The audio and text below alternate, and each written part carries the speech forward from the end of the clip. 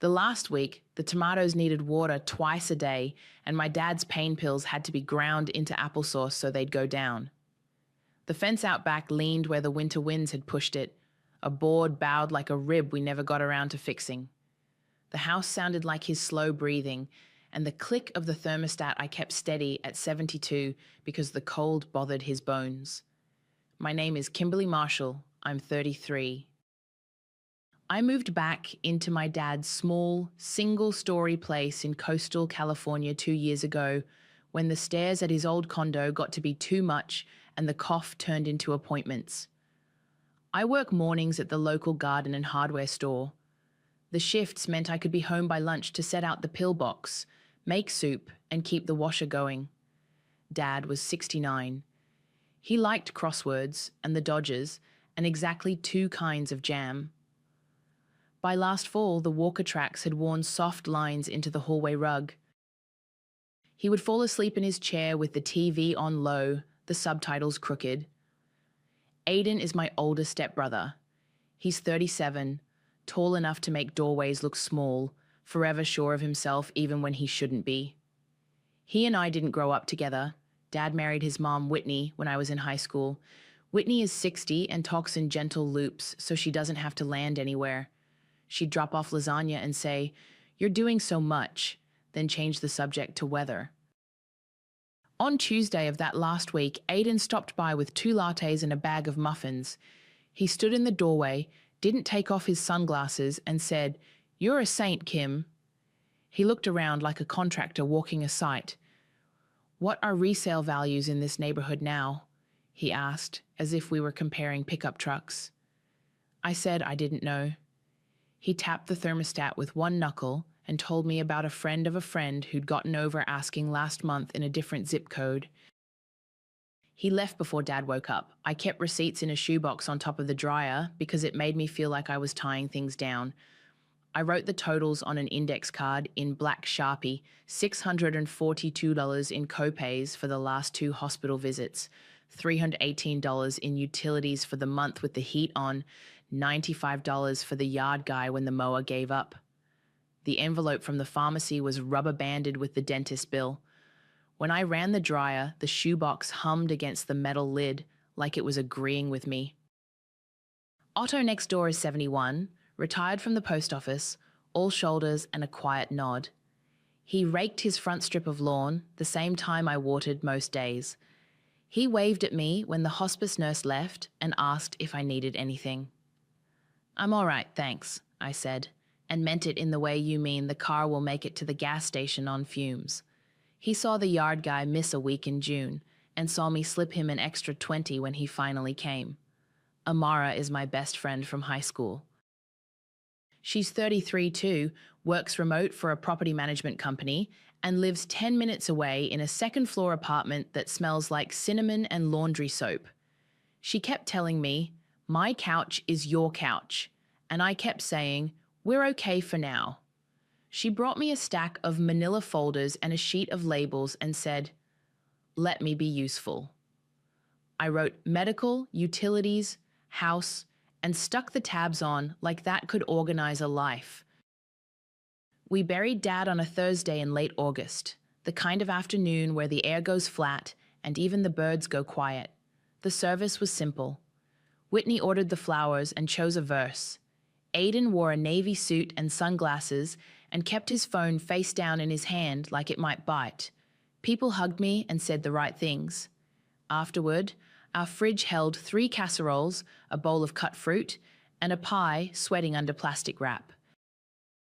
Someone left a casserole spoon in our mailbox by mistake. I put it in the sink and filled it with hot water, then forgot it there. The house on that last night smelled like lemon cleaner and chicken broth. I set the thermostat and took off Dad's blanket from the back of the recliner and folded it into a neat rectangle because he would have liked it that way. I watered the tomatoes again, a slow trickle until the soil went dark and glossy. The sun dropped behind the neighbor's roofline. Otto's porch light clicked on. In my back pocket, my key sat warm from my skin. It was the same brass key I'd had since we moved Dad here, worn smooth on the edges, the teeth still sharp. I flipped it in my palm out of habit as I walked from room to room, checking plugs and locks, opening the window in the hallway just a crack to let the night air cool the place down. The hum of the old box fan filled the living room like a lullaby made of cardboard and dust. I lay down on the couch with a throw pillow and didn't bother with a blanket. The shoebox with the receipts sat on the dryer, and the labeled folders waited on the kitchen table for when I had the stomach to sort them. I could feel the emptiness of the place like a draft under a door. I fell asleep to the fan's steady whir and the tick of the thermostat. The key in my pocket felt heavy, like a promise I didn't know how to say out loud yet, only that it mattered. 1 week after the funeral, the marine layer didn't burn off. It was noon and the sky still sat grey over the street, a mist fine enough to make my hair damp. I turned onto our block and saw my boxes on the lawn, rain soft and tilting, a stack of my life sagging into the grass. Aiden stood on the porch with a new key ring, silver and loud in his hand. Destiny leaned against the post in biker shorts and a sweatshirt, iced coffee sweating onto the railing. Whitney was in the driveway, arms folded around her purse. She waved without meeting my eyes. "Kim," Aiden called, like we were just bumping into each other at a store. "You're a guest, Kim. Dad wouldn't want you stuck here." I put my car in park and sat for a second with my hands on the wheel. The tomatoes, 2 plants over by the fence, were still there, heavy and red behind the bent board. My key felt like a coin in my pocket. I stepped out. "What is this?" "Transition," Aiden said. He lifted the keys and let them jingle. "It's time. I'm the oldest. I'm managing the property." Destiny smiled at her phone and didn't look up. Whitney said, soft, "We all want what's best," and stared at the curb. "I live here," I said. My mouth wanted to shake. I kept it still. "Give me a day to sort my things." "A day?" Aiden laughed like I'd told a joke. "An hour. I've got a guy coming about the gutters." I tried my key in the front door. It slid in and hit a hard stop. The new deadbolt sat bright above the knob. Aiden watched. I took my key back out and put it in my pocket. "Please," I said. "Just that." "An hour," he repeated. "We'll put any personal items on the porch when it's convenient." Destiny finally looked up. "It'll be good for you," she said, like a pep talk. "Fresh start." Whitney hovered, then said, "We can bring you anything you need," in the same tone she'd used about flowers and weather. I walked to the lawn and crouched by a box labeled "Kitchen" in my handwriting. The tape had peeled up. The cardboard tore when I lifted it. Inside were 2 mugs, a dish towel, a jar of cumin with a cracked lid. I set the towel over the mugs and carried them to my trunk. I moved like I was working a shift. Lift, set, go back. A framed photo of Dad and me at the county fair slid face down in another box, glass wet and gritty with grass. I slid it into the back seat, glass up. A pair of work jeans, damp at the cuffs. The shoebox from the dryer sat crooked on top of a pile, lid warping in the damp. I grabbed it with both hands. The rubber band snapped. Receipts fanned out like pale leaves. I gathered them, pressing them flat against my thigh, the ink blurring in spots. I put the shoebox on the passenger seat and tucked the receipts inside with my palm. Otto's screen door clicked across the street. He stood there a second, then went back in. I didn't wave. "What about my clothes in the dresser?" I asked when I passed the porch again. "We'll put any personal items on the porch when it's convenient," Aiden said. Same words, like a script. "I need the notebook from the desk." "Email me a list," he said. "We'll see." The hour stretched and snapped at the same time. I filled the trunk, then the back seat, a garbage bag of sweaters, a grocery bag of toiletries. The box fan was inside. I couldn't get to it. The couches, the bed, the drawers, they were behind a lock that wasn't mine. When I closed the trunk, my hands smelled like wet cardboard and grass. Destiny said, "To nobody and to me, You'll be fine. Like, fine was a place you could drive to if you had the right directions. I looked at Aiden. I'll be in touch, I said. No more, because anything more would turn into something loud I couldn't take back. He nodded like a landlord who'd just done someone a favor. Good, he said. We'll keep an eye on things here. I drove to Amara's on side streets because the main road felt too exposed. The shoebox slid once on the seat and I caught it at a light. When I parked, she was already at the door in socks, hair up, a dish towel over her shoulder. Come in, she said, no questions. Shoes off if you want, couch is clean. Her apartment smelled like cinnamon and laundry soap. The light switch worked with a little click that felt like a small mercy. I put the shoebox on her coffee table and peeled the damp lid back. We spread the receipts out on a baking sheet like cookies, blotted them with paper towels, used her hairdryer on cool. $642 in copays, $318 in utilities, $95 for the yard guy. The numbers steadied when they dried. Amara set a glass of water by my elbow. We'll figure it out tomorrow, she said. Sleep here tonight. I nodded.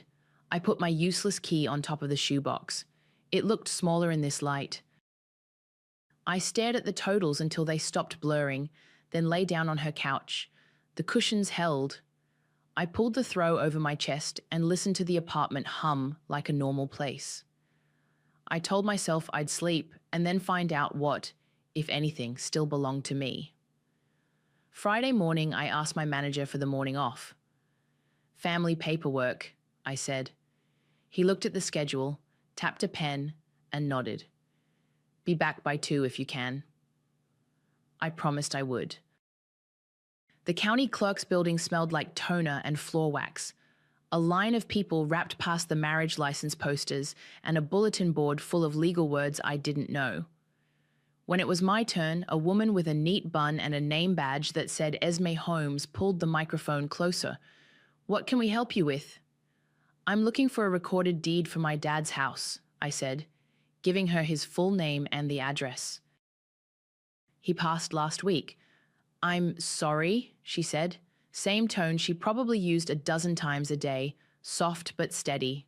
She typed, nails short and clean, the clack of the keyboard louder than it needed to be in that room. Do you have a parcel number? I shook my head. She clicked anyway. We can search by name and address. She scrolled, stopped. There's a transfer on death deed recorded October last year, she said. It names you as beneficiary. My throat went tight. It does? She turned the screen a little, enough that I could see the scan. Dad's handwriting on a line I'd recognize anywhere. The blocky capitals he used after his hands started to shake. My name spelled right. The address. A notary stamp from some afternoon I wasn't there for. Can I get a copy? I asked. Certified? She said. We can do that. Yes. My voice came out thin. I pressed my palms to the counter to keep them from floating away. She printed, the machine coughing out gray pages, then added a page on top. There's a 120-day window after date of death, she said. Creditors can file claims during that time. After 120 days, you can bring in a certified death certificate and record an affidavit of death of transfer with this deed. We have a checklist. She slid me the sheet with boxes and lines. Copy of death certificate, form number, fees. We can't give legal advice, she added, but this is the process. How much for the copies? I asked. $12 for the certified set, she said. I paid in cash. The receipt was thermal paper that would fade if I didn't protect it. I tucked it under the paperclip on the front of the manila folder she handed me with the copies. The folder felt like a life raft. In the parking lot, I sat in my car with the door cracked for air and called Amara. It's there, I said when she picked up. He signed a deed last fall. It says it transfers to me when he died. There's a 120-day wait. Okay, she said. I could hear her keyboard stop.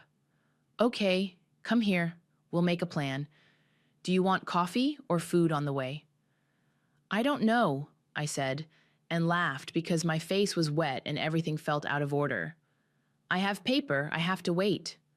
Then we'll wait, right, she said. I'll get out the binder I use for taxes. On the drive back, I passed the house. I didn't pull into the driveway. I parked across the street by Otto's and got out with my phone. The mailbox still had our number stenciled in white, a little chipped.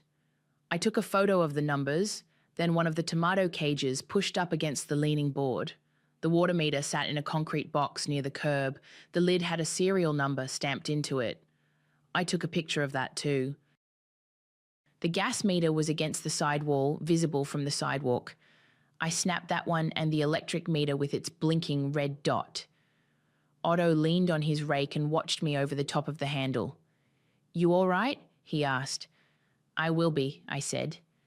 I lifted the folder, then didn't say more. The paper was one thing, the lock was another. He nodded toward the house. Saw you here every day, he said. 2 years. Saw you pay that lawn kid when Aiden forgot. He said forgot like a word he didn't buy. If you need me to write something down, dates and what I saw, I can do that. Would you? I asked. My voice was steady now. Nothing big, just simple. Simple is what I do, he said. I'll put it in my mailbox for you tomorrow. Thank you, I said. I meant it. I didn't text Aiden. I didn't call Whitney. I took one more photo, front walkway, cracked tile, the hose line trailing, and left. At Amara's, she'd cleared the kitchen table. She set a 3-ring binder in the middle, black, with a packet of plastic sleeves and a Sharpie on top. Tabs, she said, wiggling a sheet of labels. You name them. I slid Esme's folder into the first sleeve and labeled the tab deed in block letters. Next tab, death certificate, to get. Then, bills, utilities, house. I dug the shoebox out of my bag and moved the receipts into sleeves by type, the ink safe now behind plastic. The $640 in copays got their own page with the dates written in the corner. The $318 utility bill went behind it with the account numbers circled. The 95 yard guy receipt, card copy crinkled, went under house. I clipped the county receipt to the front pocket and wrote 12/0 with the date. Amara made grilled cheese and cut it into triangles. We ate at the table while I wrote a checklist on a legal pad, ordered death certificates, calendar 120 days, save for fees, talk to utilities, keep everything calm. I wrote, wait, and drew a box next to it like I could check off time. You going to sleep here again? She asked. Yeah, I said. I can work my shift tomorrow. After that, I'll come back and file. The word sounded like hardware. She smiled. You're very good at filing. The weight stretched in front of me, not a wall, but a long bridge. I put the binder on the top shelf of her bookcase, within reach, and set my phone alarm to remind me to water the tomatoes at Otto's spigot on my way past. I could do that much. I could hold paper, mark dates, and take one step, then the next. I didn't need to shout. The forms would do it for me. The first email came 2 days after I got the copies from the clerk. It wasn't even from Aiden. The sender line said Whitney, subject regarding the house, like we were meeting about bake sale logistics. Aiden has asked me to reach out, she wrote. He is managing the property at this time. If you need any personal items, we can place them on the porch when convenient. Please provide a list. I stared at personal items long enough for the words to feel fake. I typed a reply and kept it to 2 sentences like I was threading a needle. I need you to split Dad's last bills and utilities with me. Totals are attached. Please leave my notebook from the desk and my clothes from the dresser box by the porch. I can pick them up Saturday. I attached a PDF with scans of the $642 in copays, the $318 utilities, the 95 yard work, account numbers circled, dates in the corner. I wrote nothing about the deed. I hit send and put my phone face down on Amara's table. An hour later, another email from Whitney. This one had text in the body that sounded more like Aiden.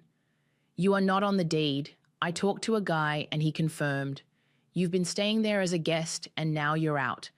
As for the bills, you actually owe me for storage of your items. We'll put what we can on the porch when it's convenient." I laughed once, a short wrong sound that scratched my throat. Amara looked up from her laptop. "Good news or bad?" "Same news," I said. "He talked to a guy." Amara's mouth tilted. "Cool. I love when a guy is the authority." I closed my email. Esme's copies stayed in the binder, first tab. I ran my hand over the plastic sleeve and didn't take them out. There was the weight. Paper had rules. If I shoved it at him now, he'd just shove back. I wrote email only on the top of my legal pad and underlined it. I moved into Amara's in a real way that week. I put my toothbrush in a cup next to hers and took the bottom shelf in the fridge.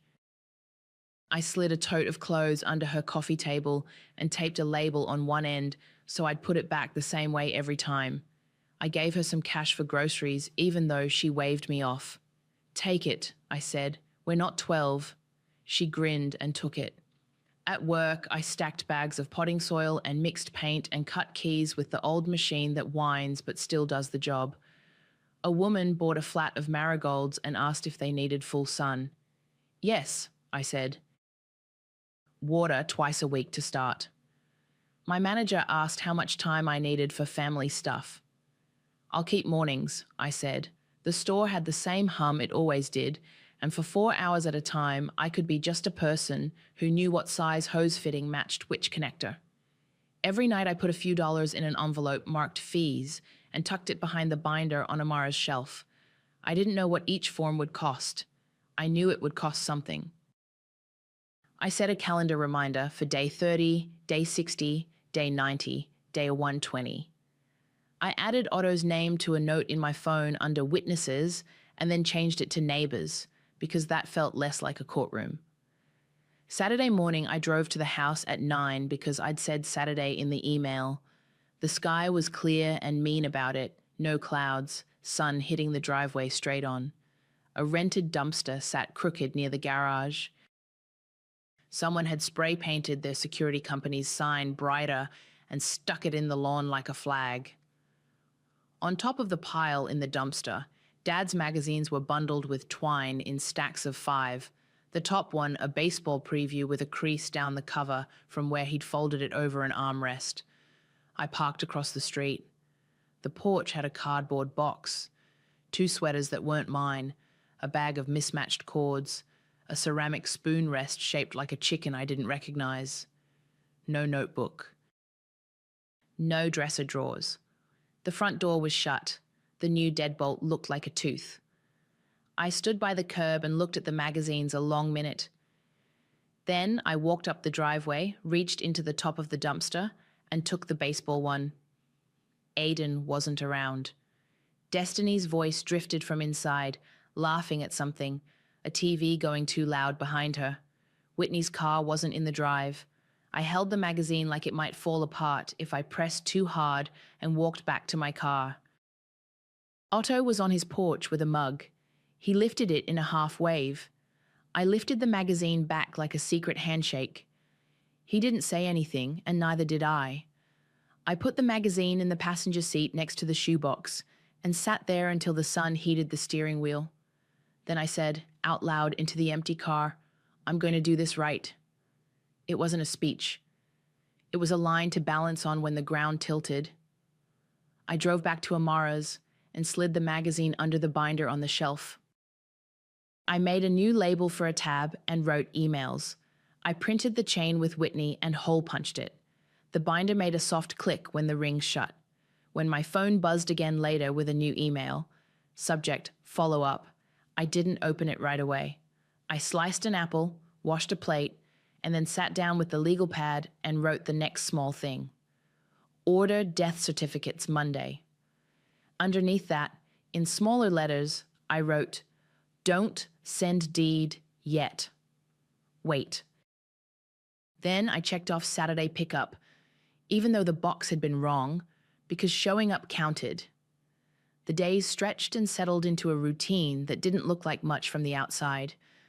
I woke before 6, made coffee in Amara's kitchen, and was at the store by 7 to open the registers and wheel the racks of herbs outside.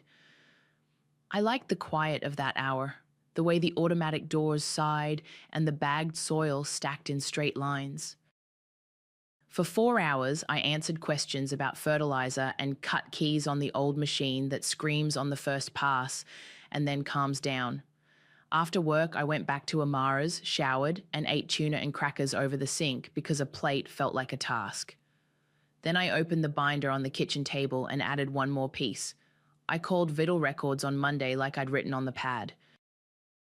They told me how to order certified death certificates, so I filled out the form online, paid the fee, and selected pickup.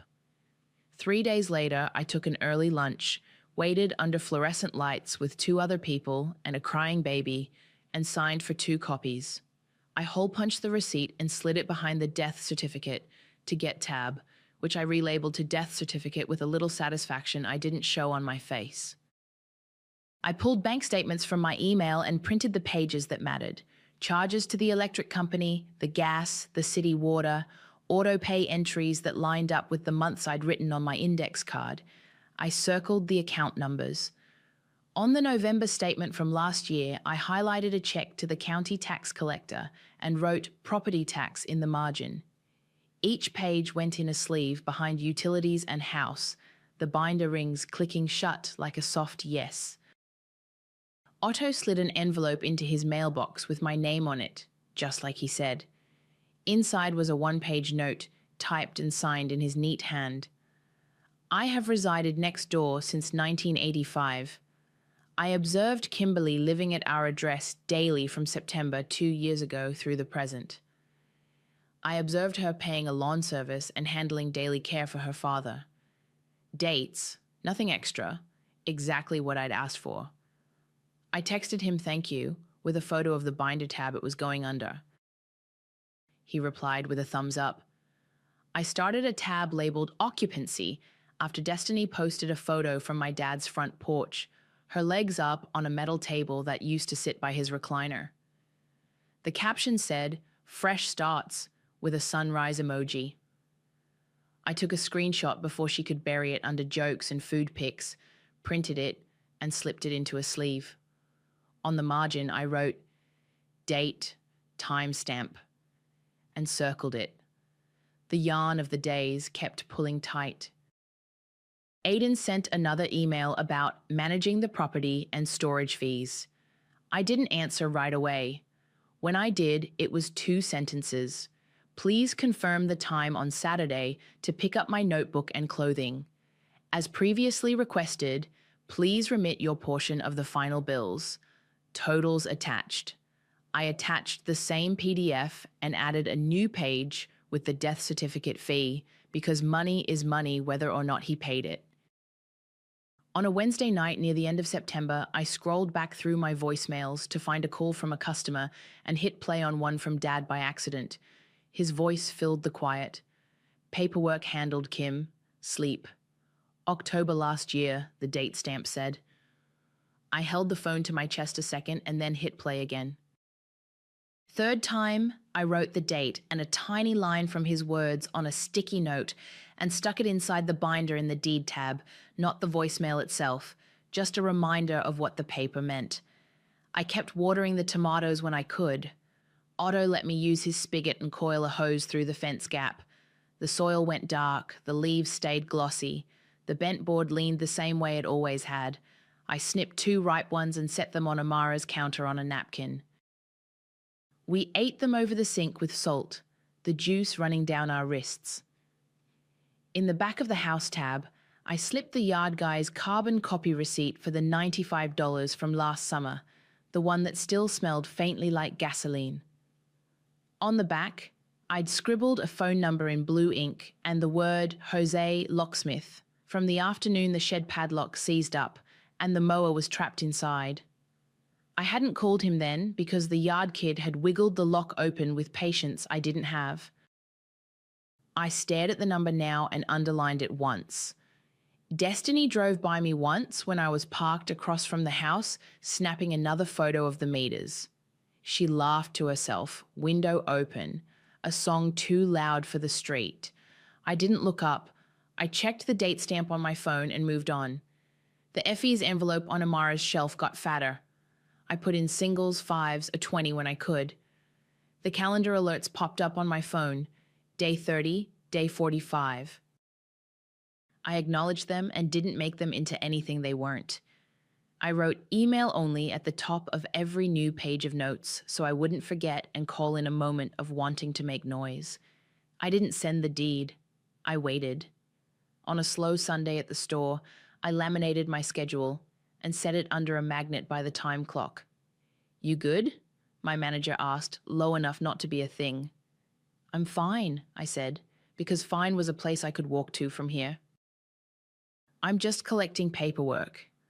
By the time the first cool wind came through and the Dodgers lost another late game, the binder was heavy in my hands. I felt the weight of it when I slid it onto Amara's shelf at night. Not victory, not even safety. Just something solid to hold on to while the days crossed themselves off. I kept the keys I had, the wrong ones, for the shape of them, and I kept my phone charged with the next small thing ready on a list. Print bank statements, scan Otto's letter, screenshot, save, wait. Day 121 landed on a Saturday. My phone chimed at 6 with an alert that just said, "Wait over." I made coffee in the dark at Amara's, pulled the binder from the shelf, and flipped to the deed tab. Certified copy, death certificate. Behind that, the affidavit I'd filled out and had notarized on Friday afternoon, ready to record first thing Monday when the county opened. The county website said the deed transferred at death. The 120 days were for claims. I had the paper. I had the date. I wasn't going to shout. I was going to show up. I called the number I'd scribbled on the back of the yard receipt last summer. Jose answered on the second ring, voice even. "Delgado, locksmith." "It's Kimberly," I said. "We talked Thursday." 8 a.m., still okay?" "I'm 5 minutes out," he said. "Grey van." I left Amara a note and was parked across from the house at 7:55. The air was cool enough to see my breath once. The hummingbird feeder my dad had hung years ago was cloudy and empty, but 2 birds still sparred around it like they remembered better days. Jose pulled in, exactly on time, and lifted a toolbox from the back. He was short, careful in the way he set things down. "Morning," he said, and I handed him a manila folder like a peace offering. "I'm the named beneficiary on a transfer on death deed," I said, keeping it factual. "The 120 days ended today. I've got the death certificate and the notarized affidavit. Recording Monday." He nodded without looking bored. "Front and back?" "Front, side, and the garage service door," I said. He got to work without asking for the story. I liked him for that. The drill whined, screws came out quiet into his palm, and by 8:25 he had the front deadbolt off and a new one in. He handed me the old hardware in a plastic bag. "Keep it or toss it," he said. "Up to you." Inside, the living room smelled like dust and someone else's perfume trying to cover it. A pair of sneakers I didn't recognize sat by the couch. On the coffee table, a candle shaped like a cactus, still boxed. Destiny's laughter came from a video paused on the TV, phone to TV casting, paused mid-frame. I unplugged the console and coiled the cord, set it in a box. I wasn't here to throw anything away. I worked quickly. I'd brought flattened boxes in my trunk and tape. I labeled in black marker, Aiden, clothes, Whitney, kitchen, Misk, living room. I folded sweaters that weren't mine and stacked a pile of his t-shirts, rolled a cord bundle, wrapped mugs I didn't buy in a dish towel. I left Dad's things where they were. His book stayed on the shelf. His blanket stayed folded on the recliner like I'd left it. The spare bedroom that used to be Mom's sewing room had a duffel bag half open on the bed with a dress in it. I zipped it and laid it in a box padded with bath towels I didn't recognize. Jose met me in the hall. "Side door done," he said. "Garage service door will take 10 more." His tone stayed neutral. professional. Do you want new keys key to like? Yes, I said. 4 copies. He went back out and I opened the garage. The smell hit me. Oil and old cardboard. The box fan leaned against the water heater where Aiden had left it, dusty and dented. I set the 3 labeled boxes by the washer and wiped the top with a rag until the lemon cleaner cut through the stale. One more box, Destiny, bathroom, because the makeup bag on the counter had a name tag in a cursive font. At 9:05, Jose handed me a small ring with 4 new keys. Front, side, garage, he said. All matched. Do you want the back gate lock rekeyed too? Not today, I said. This is enough. He told me the total. I counted out cash from the FE's envelope and got a receipt with his card stapled to it. I slid the receipt into the binder sleeve in my bag, a reflex at this point. Before I carried the boxes out, I took one more pass with a cloth over the kitchen counters.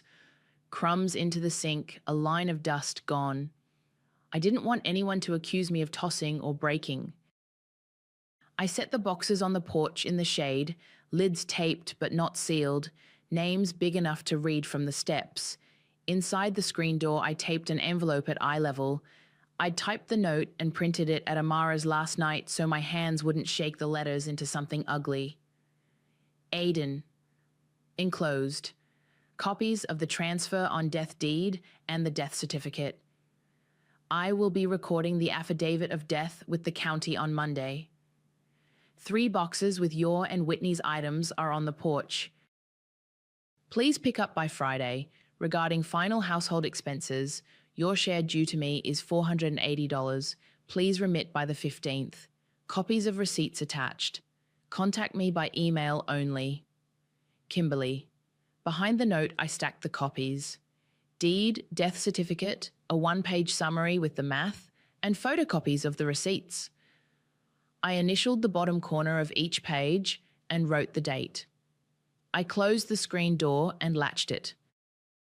The sun had moved just enough to hit the tomatoes through the bent fence board, the fruit split on 2 that I should have picked yesterday. I turned the thermostat down a notch and heard the click I knew by heart. In the quiet, I heard tires crunch the gravel of the driveway. A car door slammed, then another. Voices carried down the walk, Destiny high and bright, Aiden tight like he was winding himself up. Whitney's lower murmur behind them. The same voices I'd been hearing in my head for months, now close enough to move the air.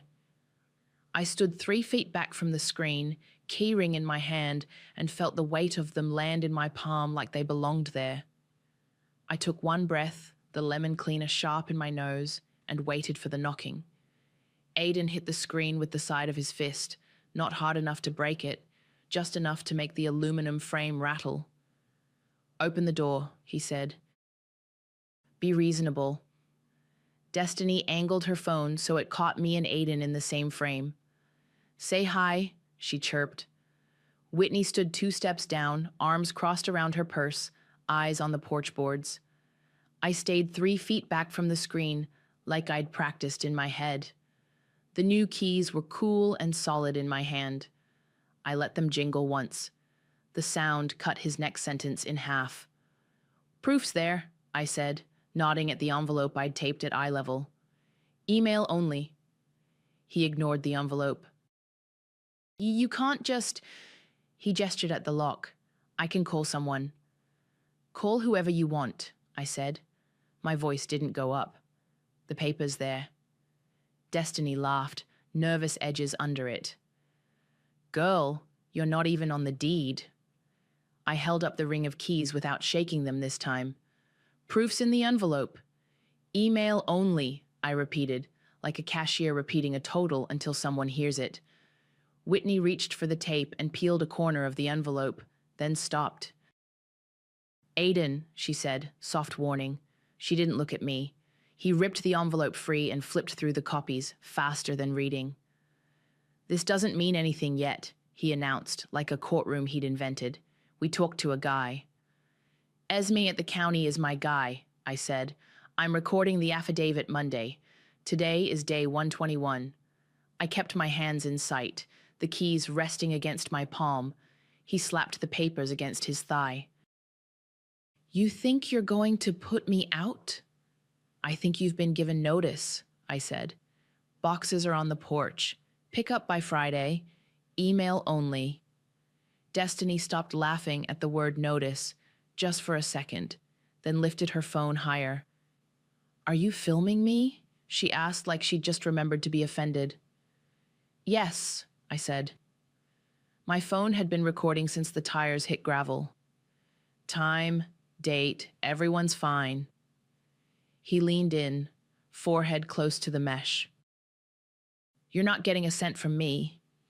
Okay, I said. He blinked. Okay, what? Okay, I repeated. I didn't fill the silence. The small claims forms in my bag were filled out to the line before signature. I could see the blank space in my head where his address went. Whitney took the copies back from him and stacked them neatly, thumb smoothing the corners. Kimberly, she said, using my name like a suggestion, we could discuss this if you'd just open the door. Email, I said. That's how I'm discussing things. I angled my chin toward the porch. Boxes are labeled, nothing's broken. You're out of your mind, Destiny said, but quieter now. Her camera caught the label I'd written. Aiden, clothes. The tape seams lined up. I lived here, Aiden snapped, a little boy note in an adult throat. I grew up. You didn't grow up here, I said before I could swallow it. I did. I kept my voice flat. And I paid the bills. Your share is in the summary. $480 by the 15th. He laughed with his mouth, not his eyes. For what? Storage fees? For utilities and final expenses, I said. The line items are on the second page. Otto's screen door clicked across the street. He stood in his yard with his mug and didn't do anything else. Just stood like a witness stands. There, not in it. Aiden pulled at the screen, the latch held with a small metallic insistence. Keys, he demanded, like he could say it into happening. These are mine, I said. If you need access to pick up your things, email for a time. Destiny shifted her weight and the porch board creaked. You're going to be sorry, she said, but she was looking at the envelope now, flipping to the page with the notary stamp. Maybe, I said. Not today. Whitney tried a different tack, voice syrupy. Honey, this is so aggressive. It's paper, I said. It's a process. Monday I go to the county. Today I'm not opening the door. Aiden went red, the kind of red that starts at the neck and climbs. I'm not paying you a cent, he said again, louder, like louder made it true. Okay, I said again, because I had the filing fee in an envelope and the forms in my bag. The words sat between us like a brick. For a second, there was just the sound of the hummingbirds clicking at each other over the empty feeder and the faraway noise of someone mowing 2 streets over. Destiny lowered her phone a fraction and looked at Whitney, who didn't return the look. Pick up by Friday, I said. Email only, that's all I have. Aiden slapped the envelope back onto the tape, crooked now.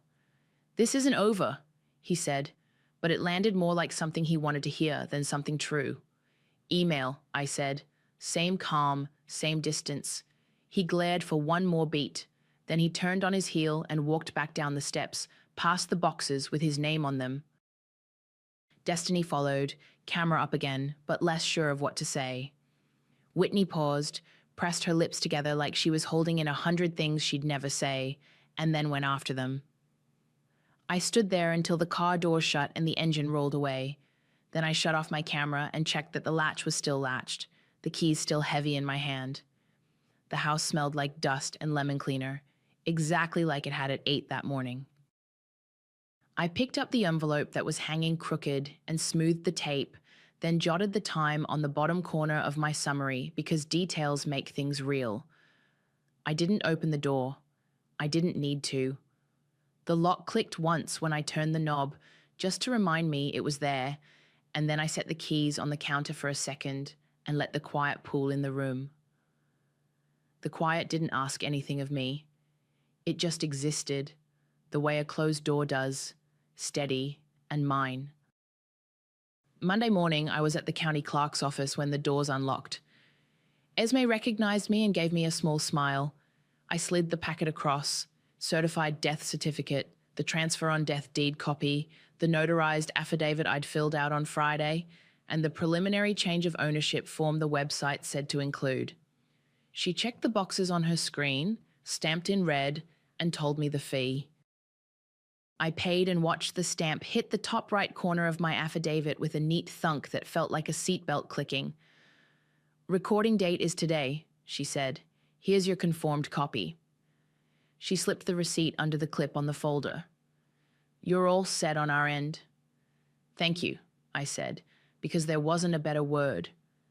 Back at the house, I set the conformed copy in the deed tab, then stood at the kitchen counter with my phone and a legal pad. I called the gas company first. "I need to switch service into my name," I said. "Account number, meter photo, then electric, then water." Each call ended with a confirmation number I wrote in the margin and circled.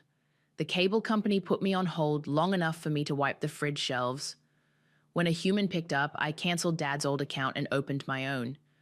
I changed the Wi-Fi network name to something only I would remember and set a new password that had my binder tab names in it like a joke for no one. The house was louder empty than I remembered, so I turned the old box fan on low for company. I took the security sign out of the grass and leaned it in the garage. I put Dad's baseball magazine on the coffee table where he would have flicked through it.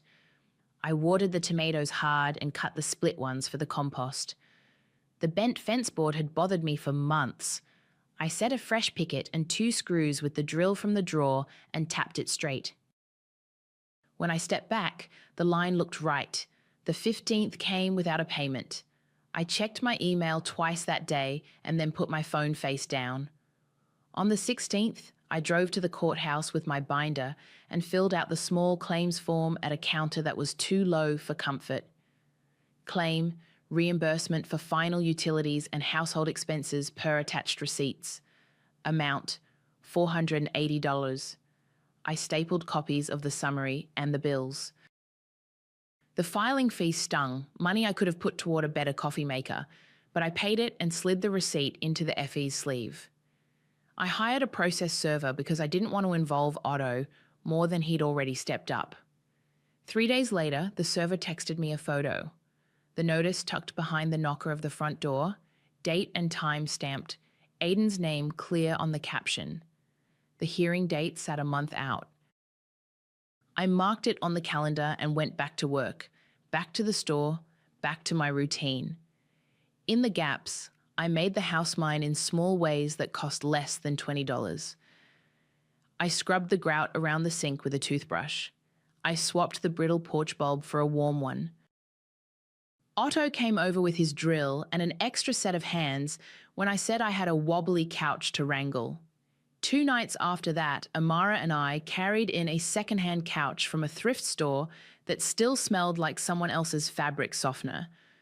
We laughed at nothing until my stomach hurt, and then sat quiet because quiet didn't scare me anymore. Whitney emailed once. "Has any mail arrived for my boy?" I typed back, "Not at this address," and left it there.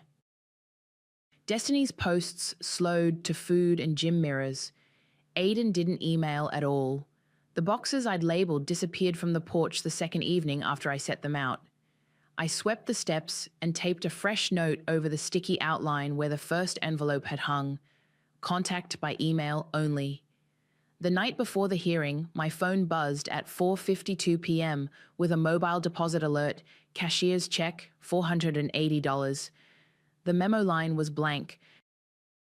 I set the phone down, took a photo of the deposit screen for the binder, and texted Amara. He paid. She sent back 13 confetti emojis and then, "Are you okay?" I looked around the kitchen at the counters I'd wiped a dozen times and at the porch light I'd hung straight. "Yeah, I said out loud to the empty room. I'm okay. In the morning, I went to court anyway. I checked in, waited in a plastic chair, then told the clerk I'd been paid in full and asked how to dismiss. One signature, a stamp, and that was that. No speeches, no win to wave, just a line in my bank app and a line through the hearing on my calendar. The first full bill cycle with the utilities in my name, I stood at the sink and ate tomato slices over the counter with salt, juice running down my wrist, and it felt ordinary in the best way. I paid the gas, the electric, the water. I filed the confirmations behind their tabs. Otto waved from his yard when I set the trash out on the right day without thinking. He nodded at the straight fence board like it had always been that way. I kept Dad's blanket folded over the recliner. I left the hummingbird feeder up and cleaned it. The birds came back. Some afternoons I sat on the stoop with coffee and watched the light move across the driveway, not waiting for tires or voices. Most days, the screen door stays latched unless I decide otherwise. When the keys jingle now, the sound is simple. They're just keys, solid in my palm, the shape of something I earned and kept.